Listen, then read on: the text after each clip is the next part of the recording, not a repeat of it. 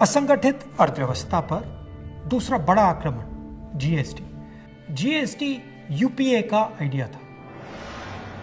एक टैक्स, कम से कम टैक्स, साधारण सरल टैक्स। एनडीए का जीएसटी बिल्कुल अलग है।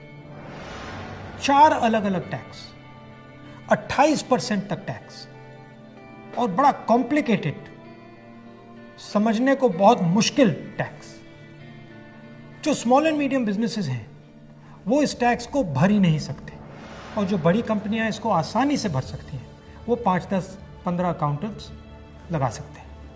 ये 4 अलग अलग रेट क्यों हैं? ये 4 अलग अलग रेट इसलिए हैं क्योंकि सरकार चाहती है कि जिसकी पहुंच हो वो जीएसटी को आसानी से बदल पाए और जिसकी पहुंच ना हो वो जीएसटी के बारे में कुछ ना कर पाए। पहुंच किसकी है? हिंदुस्तान के सबसे बड़े 15-20 उद्योगपतियों की पहुंच है।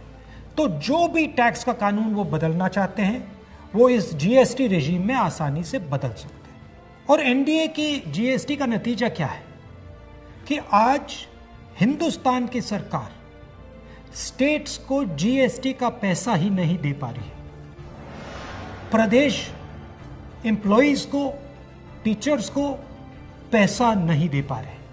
तो जीएसटी बिल्कुल फेल है। मगर ये सिर्फ फेल नहीं है, ये एक आक्रमण है गरीबों पर, स्मॉल एंड मीडियम बिजनेसेस पर। जीएसटी टैक्स की व्यवस्था नहीं है, जीएसटी हिंदुस्तान के गरीबों पर आक्रमण है।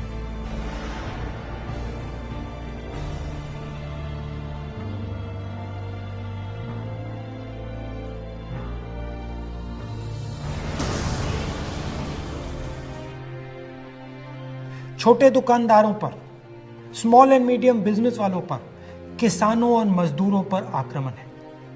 हमें इस आक्रमण को पहचानना पड़ेगा और मिलकर एक साथ इसके खिलाफ हम सबको खड़ा होना पड़ेगा।